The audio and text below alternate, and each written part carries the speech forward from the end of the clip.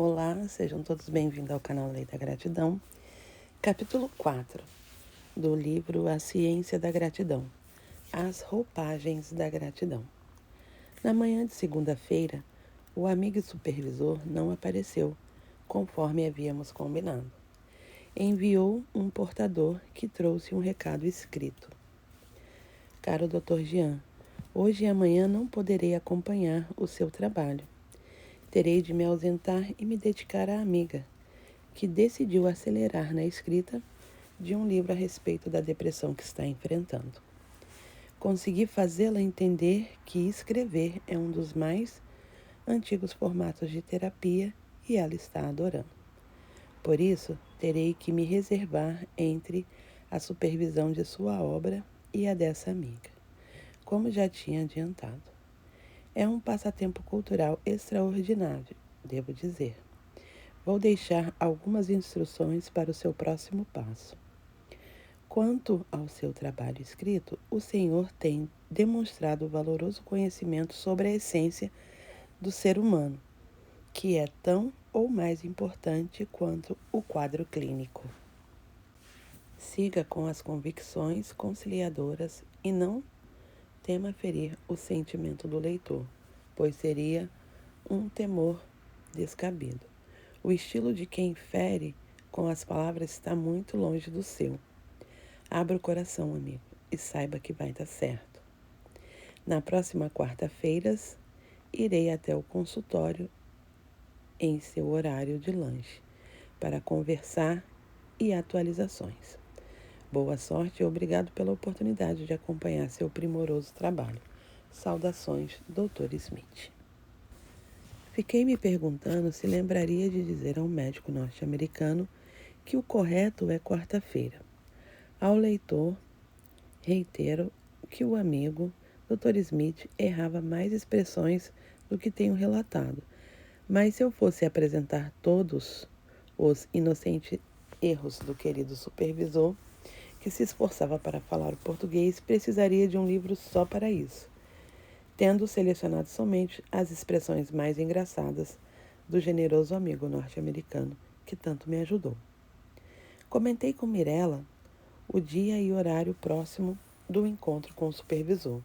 Mo, dessa vez ele não me escapa.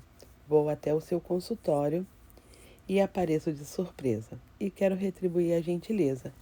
O que me recomendaria comprar uma lembrancinha para o Dr. Smith?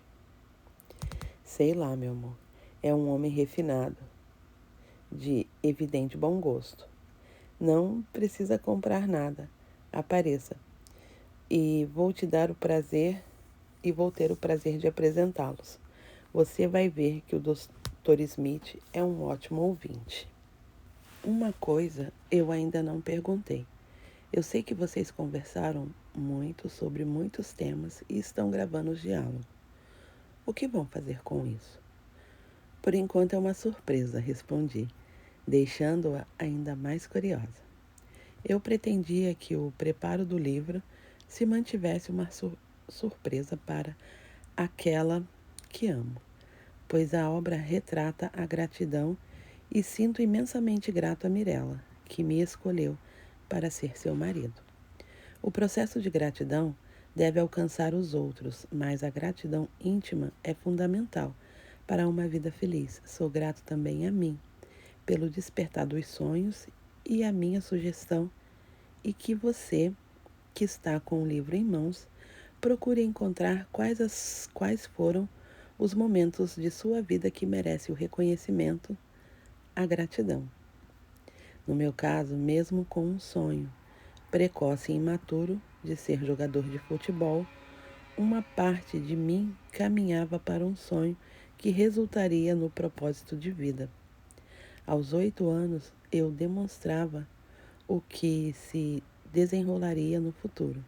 Mainha se cortou com uma garrafa de água e entrou em desespero, bem na minha frente. Ela não sabia o que fazer. Olhei nos seus olhos e uma força dentro de mim brotou, resultando em palavras de conforto e ação técnica. Fique tranquila, mainha. Peguei um pano limpo, comprimi com força aquela lesão que fazia sangrar, a pessoa mais importante da minha vida. Tão logo bateu a maturidade. O sonho de jogar futebol deu lugar ao sonho de ser médico. Na ausência de uma faculdade de medicina em Arapiraca, o jeito foi estudar na capital. Se juntaram os pais dos alunos em busca de resolver o problema. Um deles havia adquirido uma casa em Maceió, que ainda estava em reforma. A gente apelidou a morada de Bate-Caverna, num bairro que, naqueles dias, oferecia pouca infraestrutura e segurança. Aprovado no vestibular, após prestar cursinhos, morei de favor, dividi espaço e passei uns bocados. Quase engrenei no direito, fato que é importante citar, uma vez que estava só me enganando e seria um advogado, provavelmente infeliz, distante da vocação natural. Reduzindo ao sonho, fui tentar o ingresso no curso de medicina. O resultado? Saí na rádio. Baixei a cabeça e comecei a chorar, sentado na cadeira, ansioso, esperando. Quando o radialista narrava os alunos da letra G, imaginei que talvez por erro meu nome estaria ali. Lembro-me de ter citado um nome diferente e pensei que era o meu. O radialista começou a soletrar G-E e eu quase infartando. O aprovado da vez era o cara chamado Genilson. Desmoronei. Para piorar, a estação de rádio chiava tanto que nem dava para escutar direito. O meu nome acabou sendo narrado dentre os Jotas. Aprovados. Estava aprovado. Me recordo de ter dito 2 palavras por telefone. Painho, passei. Foi um mês inteiro de cachaça para celebrar. Com o estudo em tempo integral, fui com tudo para a base. A anatomia. Para acessar a faculdade, a logística envolvia 2 ônibus e a saída de casa às 5 da manhã. Uma das fases mais difíceis de minha vida foi o ingresso no curso de medicina. Muita cobrança, exigências, pressão e prazos. Precisava ser ótimo, de preferência o melhor, para não perder o espaço no mercado. Mais maduro, descobriria que essa necessidade é uma mentira, falácia, mercadológica, para gerar uma competitividade que nada traz de positivo. É importante dizer a você, estudante de medicina ou de qualquer curso, que a pressão psíquica exercida pelas pessoas não pode e nem deve te derrubar.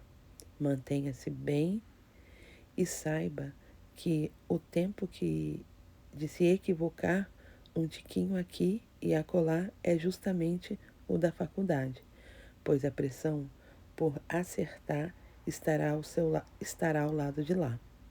O futuro, quando na vida do paciente estiver em suas mãos, o negócio é respirar, evitar danos e seguir, pensando que quem está bem erra menos.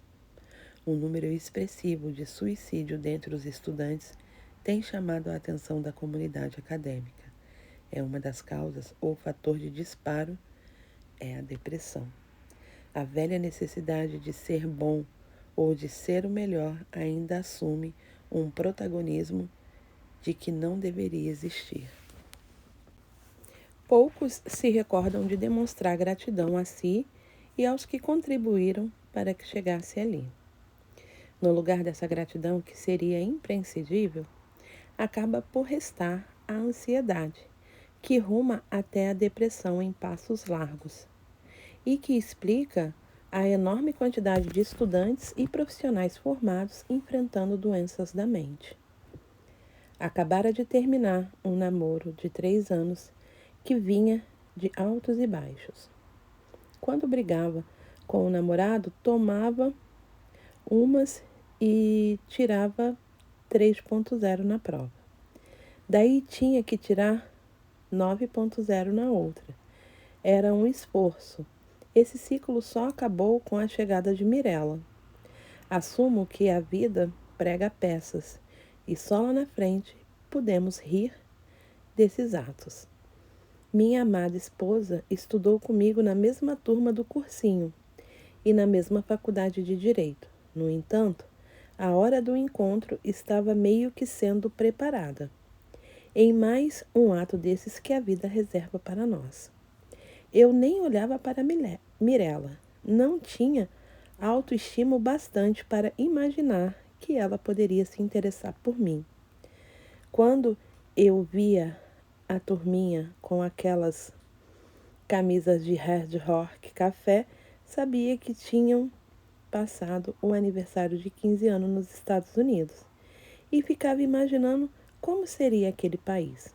No 4º ano de medicinas, fomos participar de um curso que visava a prova de estágio remunerado do pronto-socorro. Mirella não queria participar. Dizia que não gostava de pronto-socorro, não queria ver emergência. Seu sonho era ter um consultório de pediatria e cuidar dos bebês. Mas foi, por insistência de suas amigas. Sentou-se bem na minha frente. Eu estava consciente da presença dela e sequer sonhava com a recíproca. As amigas de Mirella conversaram um pouco comigo. Já a minha futura esposa, no máximo, dizia oi. Ambos passamos na prova. Eu estava muito afim de trabalhar na emergência e passei dentre os 10 primeiros. Ela também entrou. No primeiro dia do plantão, nos encontramos na rampa do pronto-socorro. Com relação a objetivos, eu queria deixar Alagoas. Mirella queria trabalhar na região. As diferenças e os desejos não coincidiam. E ainda assim, ela deu espaço para o menino simples e lambido de Arapiraca. Passamos a namorar. Mirella foi aprovada em Recife, São Paulo e Salvador. Eu estava encantado com uma moça inteligente, formosa que, melhor ainda, gostava de mim. Do namoro ao casamento, tudo pareceu um sopro de tempo. Não demorou e estávamos a caminho do primeiro filho. Embora tudo tenha sido planejado, fiquei alucinado, aperreado pela pressão das mudanças. O Jean alegre deu lugar a um cara que precisava provar para todo mundo que era o melhor, que precisava do melhor carro, da melhor casa. Só depois, tratando das crenças, é que fui entender a origem da crença que havia formado sobre sucesso, baseada em ter para ser. Não por maldade. Passei muito tempo criando cenários, imaginando que, quando tivesse isso ou aquilo, seria feliz. Lê do engano, os valores da avó Maria foram suprimidos nesse período e a realidade exterior foi se apresentando como um modelo de vida ideal. Crença formada e pai de primeira viagem, agi como tal, sem perceber que ao fazer assim, flertava com a depressão. Mirella queria ficar próxima do pai e eu disposto a trabalhar em outra praça. Quem sabe Salvador. No fim, a convenci a vir comigo para Arapiraca. Estava de volta ao habitat, dessa vez como cirurgião. Fui operar com o bem-sucedido amigo Dr. José Roberto Novas e o dinheiro começou a entrar. Na época, distante da gratidão e próximo da materialidade, de maneira cruel, passei a medir Mirella pela régua que eu supunha conveniente. Na minha visão mesquinha daqueles dias, ela tinha que ser igual a mim. Então comecei a dizer que Mirella não se vestia como médica, não era médica, não queria se comportar como médica, não queria dar plantão e assim por diante. Nas minhas raras folgas, ela partia para Maceió, e isso me fazia deduzir infantilmente que não me amava. Indignado, ia para a farra, ficar mamadão. Gastava boa parte do dinheiro que ganhava. Entrava numa loja, comprava tudo do bom e do melhor. Só alegria e farra. E o filho lá, esperando atenção, amor e carinho. Vivia um momento de ter, ter e ter. Conseguia recursos vultosos, mas não investia em conjunto, no casal. Na verdade seja dita, o casal por um tempo nem existiu. Era essa loucura. Mirella queria estar em Maceió e eu, com raiva, ficava em Arapiraca, torrando saúde e dinheiro. Com o olhar que tenho hoje, o gesto mais sincero teria sido dizer: olha, não está legal, não está funcionando. E se você quiser seguir o seu caminho, siga, que eu sigo o meu. O fato é que eu descontava em mim a frustração de falhar no relacionamento. O grande paradoxo é que eu amava uma mulher com quem não conseguia me entender e a quem não me fazia feliz. Entrei num gradativo processo de suicídio inconsciente, bebendo cachaça, endoidando, dirigindo alcoolizado. Certa vez voltava de uma farra em Barra de São Miguel e nem sei como dei conta de chegar em casa. Foram 3 anos de ingratidão. A vida me dava oportunidades, eu ignorava. Mirella me oferecia amor e eu achava pouco. O trabalho gerava ótimos recursos e eu me perguntava quanto ganharia mais. Fui me destacando como cirurgião, me felicitando com as coisas que o dinheiro permitia comprar e nasceu a oportunidade que parecia um sonho para a carreira de um jovem médico, ser diretor de um hospital. Sem saber, me aproximava de um pesadelo. Procurava preencher minhas frustrações com dinheiro, que eu já tinha em bom volume, e desta vez com o poder que agora desejava. Como se a vida testasse os meus limites. A sede de poder foi saciada e o cargo de diretor confirmado. Só que eu não soube lidar com isso. O pessoal telefonava de madrugada solicitando a minha presença, materiais específicos e tudo mais. Eu estava ficando louco com tamanha pressão. Tinha 3 aparelhos celular e um motorista. Rezava para chegar a sexta-feira e tomar uma de novo, para relaxar, apagar, anestesiar os problemas e o estresse. Em meio aos comportamentos materialistas inadequados que adotava nesses dias, a vida me enviou um primeiro sinal.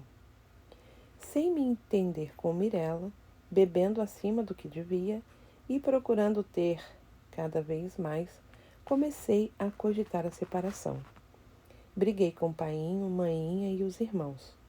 Todos tentavam em vão abrir os meus olhos e me mostrar que a minha conduta estava longe de ser normal, que eu estava longe de ser Jean Rafael, que conheciam. Numa terça-feira, finalzinho de jogo de futebol, a vida me derrubou. Escutei um ruidoso pá numa disputa de lance e quando percebi, o pé estava troncho, quebrado. Um dos colegas me botou no carro e perguntou aonde deveria me levar. Vamos para a unidade de emergência do hospital em que sou diretor. Pela primeira vez, fui empático em relação aos sentimentos dos profissionais. Sentindo muita dor no pé, presenciei o silencioso olhar de alguns profissionais que se aproximaram ao me ver naquela situação. Escutei de um profissional: está vendo aí? Não é bom estar no lugar do paciente? Como é que está se sentindo aí, precisando da gente? Logo depois, ouvi de outra: está com dorzinha? Vou chamar seus colegas e daqui uns 30 minutos eu volto. Oxi, rapaz, está aí? Eita, o pezinho tá doendo? Fizeram uma imobilização e o colega disse que precisaria operar. Fiquei como que nocauteado. Depois de muito tempo, não sabia o que fazer, dizer e tampouco aonde ir. Olhei para o colega e questionei: a verdade que se apresentava imponente. É verdade? Vou ter que operar? É para operar, porque tem que botar uma placa, respondeu o colega sem margem de dúvidas. Subitamente surgiu um sentimento forte dentro de mim, como se uma voz ordenasse: aceite e confie. Contra o que a reza da cartilha do macho nordestino, no sentido de que o homem não chora, as lágrimas desceram e não pude contê-las, pois vinham de dentro do meu coração. Até hoje eu não sei se escutei a voz da consciência, o anjo da guarda ou o eco dos meus erros. O fato é que as palavras de 6 letras não deixaram margem para negociação. Aceite, confie. Chorei por dentro, tudo o que não havia chorado pela dor que me tirava o juízo. Telefonei para um amigo ortopedista, fui até o hospital onde ele estava trabalhando e a opinião foi a mesma: operação e placa. Vamos operar agora? Definiu esse outro colega. Agora? Indaguei, ainda tentando evitar o inevitável. Imediatamente. Pegue suas coisas, peça para sua esposa levar os objetos ao hospital. Você vai ficar internado 3 dias e vamos operar em alguns minutos. 2 pensamentos me ocorreram. Que cara eu tenho para pedir que Mirella leve umas mudas de roupa, se estamos quase nos separando? Como é que eu vou ligar para o meu pai ou minha mãe e meus irmãos se brigara com todos eles para defender meus comportamentos materialistas? Além disso, me dei conta que vinha sendo péssimo líder, um diretor nada querido por alguns da equipe. Quando lembrava de como falaram comigo, não sabia se doía mais o pé ou as palavras deles. O fato é que não poderia ligar para ninguém. Estava com o pé quebrado, sozinho, e teria que lamber a própria ferida. Vinha brigando com meio mundo e, de certo modo, até comigo. Foi o momento em que me perguntei: que porra tô fazendo da minha vida? Comecei a chorar por dentro, por tudo que estava vivendo. Liguei para minha esposa. O que você quer, Jean? Logo de início, percebi que ela não me chamou de Mo, como de hábito, um indicativo de que Mirella continuava contrariada. Quebrei o pé. Deixe de mentir. É verdade, estou a caminho da cirurgia. Se você puder, leve umas roupas lá, por favor. Mirella chegou antes de mim. Mais do que isso, entrou no centro cirúrgico, ficou ao meu lado e me deu apoio integral, irrestrito. Meus pais também foram me ver. Nessas horas, o amor incondicional se faz valer. Apaga as condições pontuais, as mágoas, as rugas. No dia seguinte, se bem estivesse, deveria cumprir o plantão. Em vez disso, me recuperava em casa, com a perna para cima, tentando inutilmente encontrar posição que aplacasse a dor que nenhum remédio dava conta de amenizar. Foi aí que conheci a parte mais difícil do tratamento, a dor moral. No momento de lucidez pensei: porra, a esta hora todo mundo está no plantão, produzindo, salvando vidas. E eu aqui, inutilizado. O trabalho é uma coisa fantástica. E agora não posso trabalhar. Foi a grande virada que espantou para longe o materialismo exacerbado e a incapacidade de me relacionar como líder. Comecei a valorizar meus semelhantes e os profissionais de todos os setores que envolviam um hospital. Na ocasião da cirurgia, os amigos da época não apareceram por razão óbvia, eram companheiros de copo. Na ponta profissional, dada a minha conduta arrogante no hospital, no máximo tinha alguns colegas. Foi o primeiro insight, a primeira grande consciência que surgiu. No pós-cirúrgico, tive uma pequena mudança relativa à questão que distancia os assuntos de ser e ter.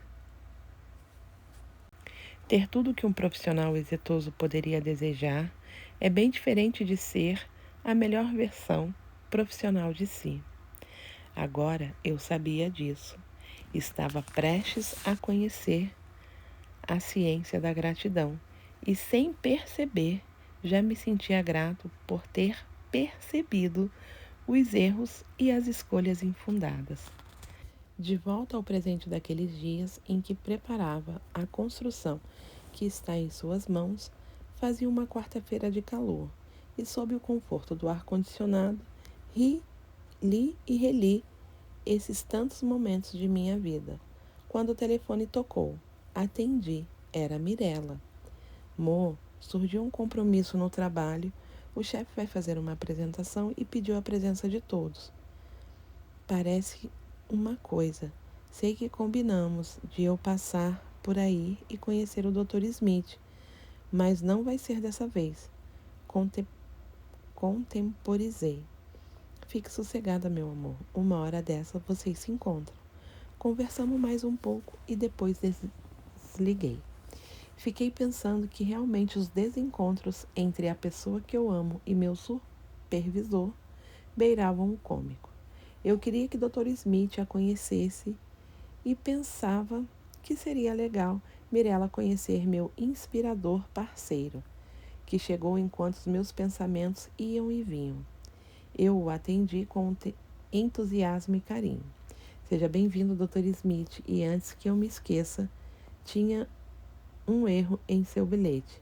Aqui no Brasil dizemos quarta-feira e não quarta-feiras. O velho médico agradeceu, apertou minha mão com firmeza e tomou o assento. Sem perder tempo, estiquei a mão e entreguei os manuscritos que Dr. Smith leu em silêncio, vez e outra fazendo uma careta aqui e outra ali. Me perguntei se ele estaria decepcionado com minhas revelações.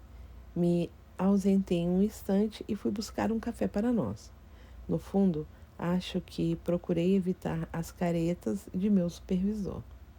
Voltei, servi o café ao amigo e esperei enquanto ele finalizava. O que não demorou, pois Dr. Smith era um leitor voraz. Dr. Jean, ainda bem que o senhor mostrou o seu lado humano, falho e imperfeito. Eu estava preocupado com a possibilidade de o leitor vê-lo como um cientista à prova de falhas. Viver e medicar equivale a afirmar decisões que nem sempre nos encheram de orgulho. Acho que a ciência da gratidão, que o Senhor tanto aprecia, às vezes se posiciona numa encruzilhada, exigindo decisão e reconhecimento. Agradecer pelas escolhas e enxergar as falhas é um excelente exercício para que essas escolhas